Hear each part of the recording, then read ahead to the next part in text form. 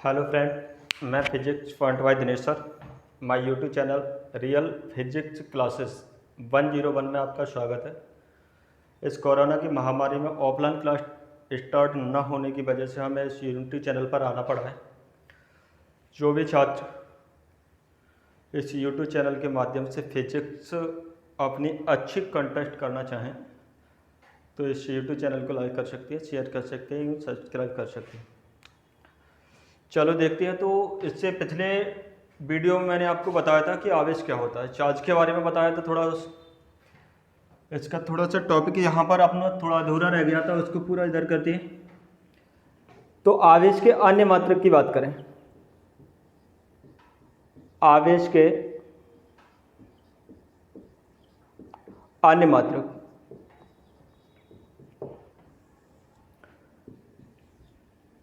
आवेश का SI जो मात्रक होता है वह कूलम रहता है।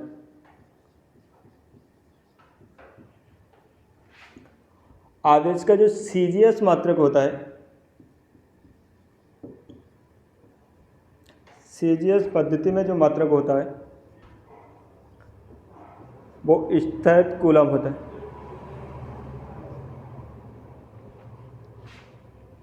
आवेश का जो विद्युत चुम्बकीय मात्रक होता है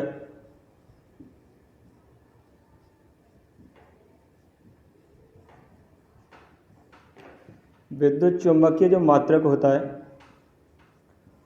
उसे अपन एव कूलम बोलते हैं।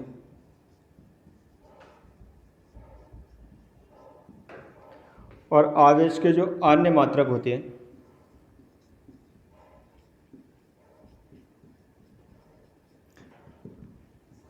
बोल सकते हैं अपन मिली कूलम,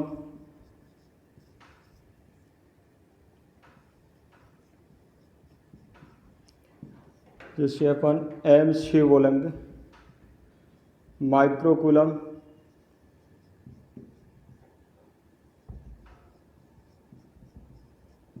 जिसे μC बोलते हैं, नैनो कूलम,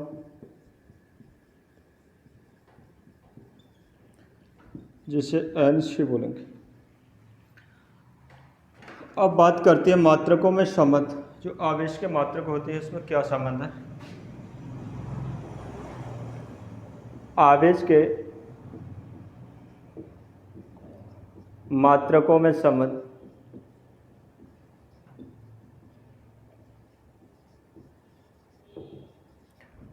ये काफ़ी बार विकल्प में पूछे जाते हैं आपके। एक कूलम बराबर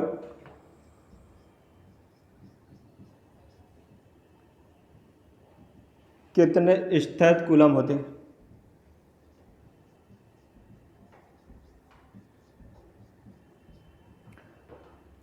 थ्री इंटू 10⁹ काफ़ी बार पूछा गया बोर्ड परीक्षा में। एक कूलम बराबर कितने एव कूलम होते हैं।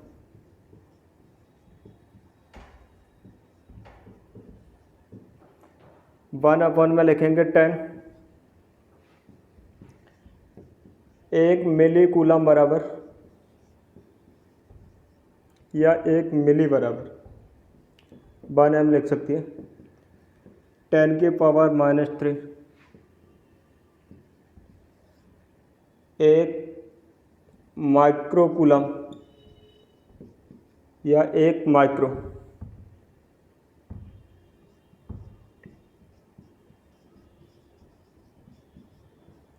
जिसे 1 म्यू बोल सकती है 10⁻⁻⁶।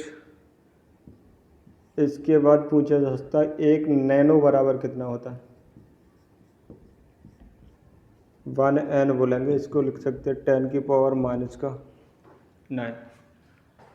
ये वाले दो विकल्प में आपको काफ़ी बार पूछे गए। थोड़ा सा इन पर फोकस करना, ये न्यूमेरिकल में भी आपको काम देंगे, ये थोड़ा सा आपको ध्यान दे लेना। आगे चलते हैं। आवेश का क्वांटिकल सिद्धांत क्या है।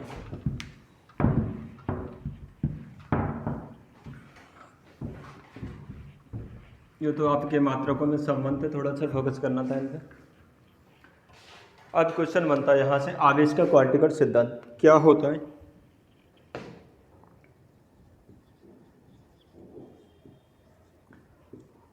आवेश का क्वांटीकरण सिद्धांत।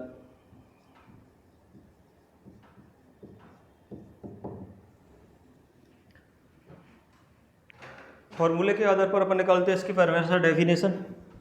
क्यू बराबर होता है प्लस माइनस का एन ई। यहाँ पर जो क्यू होता है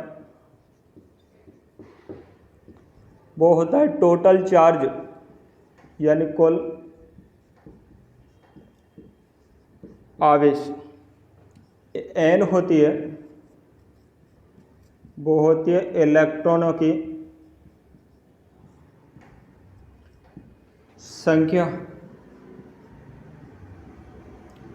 किंतु ध्यान में रखना है, ये एन इलेक्ट्रॉनों की जो संख्या होती है वो एक पूर्ण संख्या होती है। 1 2 3 4 डॉट डॉट डॉट लास्ट तक जा सकती है। ये संख्या हमेशा पूर्ण रहेंगे, इस टाइप की संख्या नहीं बनाई जा सकती है। 1/2 लिख दो, 3/2 लिख दो, 5/4 लिख दो, 3/1 लिख दो, या 0.1 लिख दो। ऐसी संख्या, इस टाइप की जो वाली संख्या होंगी वो एन का मान नहीं होगा।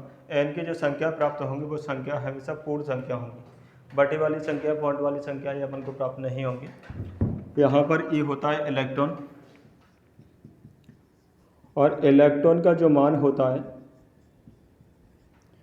इलेक्ट्रॉन का मान होता है वो होता है 1.6 × 10⁻⁻19 कूलम। अपन बात करते हैं क्वांटीकरण। तो क्वांटीकरण क्या होता है, किसी भी पदार्थ पर उपस्थित जो कुल आवेश होता है, किसी पदार्थ पर उपस्थित कुल आवेश एक इलेक्ट्रॉन पर उपस्थित, यहाँ पर इलेक्ट्रॉन 1 है, एक इलेक्ट्रॉन पर उपस्थित आवेश का पूर्ण गुणज होता है। यहाँ पर जो n संख्या होगी वो पूर्ण संख्या के बराबर होगी। यानी डेफिनेशन में इसको देखा जाएगा, जो n का नाम होगा वो केवल संख्या पूर्ण होंगी, अधूरी संख्या नहीं होंगी। 1.2 है, 3/2 है, या 5/2 है, 7/2 है, इस टाइप की संख्या नहीं होंगी। यहाँ पर संख्या होंगी वो कैसी होंगी, n की जगह पूर्ण संख्या। डेफिनेशन निकाल सकती है परिभाषा, किसी भी पदार्थ पर उपस्थित कुल आवेश, किसी भी पदार्थ पर उपस्थित कुल आवेश एक इलेक्ट्रॉन पर उपस्थित आवेश का पूर्ण गुणज के रूप में होता है, जिसे अपन आवेश का क्वांटीकरण सिद्धांत बोलते हैं। किसी पदार्थ पर उपस्थित कुल आवेश एक इलेक्ट्रॉन पर उपस्थित आवेश का पूर्ण गुणज होता है, जिसे अपन आवेश का क्वांटीकरण सिद्धांत बोलते हैं। यहाँ पर क्यू बराबर होता है कुल आवेश, और एन बराबर होती है इलेक्ट्रॉनों की संख्या, वो भी पूर्ण में होना चाहिए। और ई होता है इलेक्ट्रॉन, जिसका मान होता है 1.6 × 10⁻⁻19 कूलम। इसके बाद बात करते हैं अपन मूल आवेश या इलेक्ट्रॉनिक आवेश क्या है। एक शब्द वाले क्वेश्चन में कई बार पूछा गया है। मूल आवेश या इलेक्ट्रॉनिक आवेश क्या है। मूल आवेश या इलेक्ट्रॉनिक आवेश क्या है, समझ। एक इलेक्ट्रॉन पर उपस्थित न्यूनतम आवेश को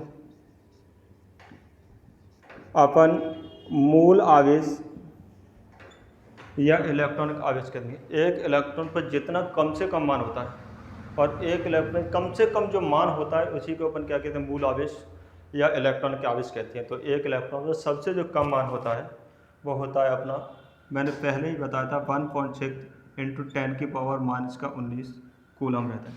पहले ही बताया था इससे पहले।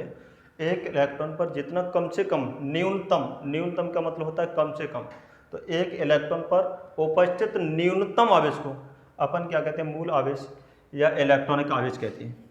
मूल आवेश या इलेक्ट्रॉनिक आवेश का SI पद्धति में मान 1.6 × 10⁻⁻19 कूलम होता है।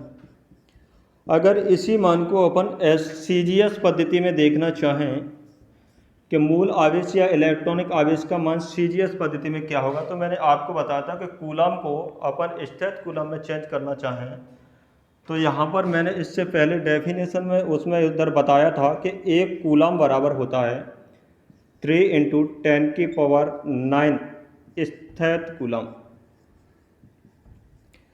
चेंज कर लो कूलम को, अगर स्थित कूलम में चेंज करेंगे तो कितने का इंटू कर देंगे, 3 × 10⁻⁹ का। तो ये वाला मान दिया है 1.6 × 10⁻⁻19 जो कूलम है, उस कूलम को अगर अपन स्थित कूलम में चेंज करना चाहें तो इसमें 3 × 10⁹ का अपन क्या कर देंगे, मल्टीप्लाई कर देंगे, क्योंकि एक कूलम बराबर कितना स्थित कूलम होता है, 3 × 10⁹ स्थित कूलम होता है। इसका इससे मल्टीप्लाई करेंगे तो इसका इससे मल्टीप्लाई करेंगे, इसका इससे मल्टीप्लाई कर दो, इसका इससे मल्टीप्लाई करेंगे कितना आ जाएगा 4.8 इंटू जिसके आधार समान होंगे तो उसमें गुणा में खाते हैं, एडिंग हो जाती है, जुड़ जाती है। ये माइनस वाला है, ये प्लस का है, तो 10 की घात माइनस के 19 में से 10 की घात प्लस का 9 जाएगा तो 10 की घात माइनस का कितना बचेगा 10। लेकिन अपन को कूलम में किस में चेंज करना है, किया है स्थित कूलम में, तो इसका मात्र क्या हो जाएगा स्थित कूलम। अगर बात करें कि मूल आवेश का मान सीजीएस पद्धति में क्या होता है, तो मूल आवेश का मान सीजीएस पद्धति में 1.6 × 10⁻⁻19 कूलम होता है। अगर इसी मूल आवेश या इलेक्ट्रॉनिक आवेश की मान सीजीएस पद्धति की बात करें तो मूल आवेश या इलेक्ट्रॉनिक आवेश का मान सीजीएस पद्धति में होता है 4.8 × 10⁻10 स्थित कूलम होता है। ये काफ़ी बार बोर्ड परीक्षा में आपको पूछा गया है कि मूल आवेश का मान ... कितना होता है, तो लिखा जा सकता है 1.6 × 10⁻19 कूलम होता है।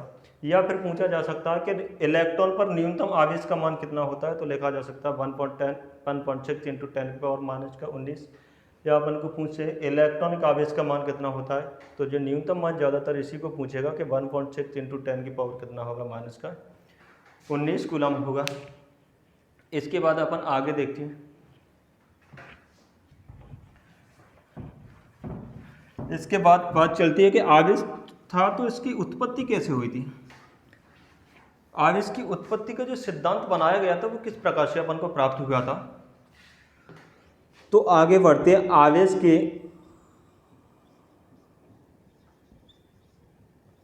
उत्पत्ति का सिद्धांत,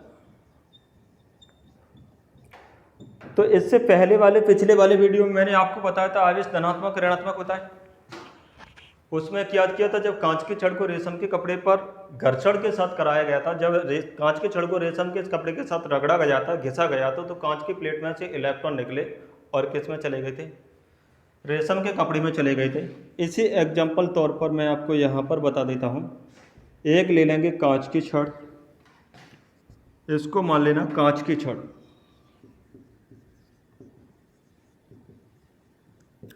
और एक ले लेते हैं अपन रेशम का कपड़ा।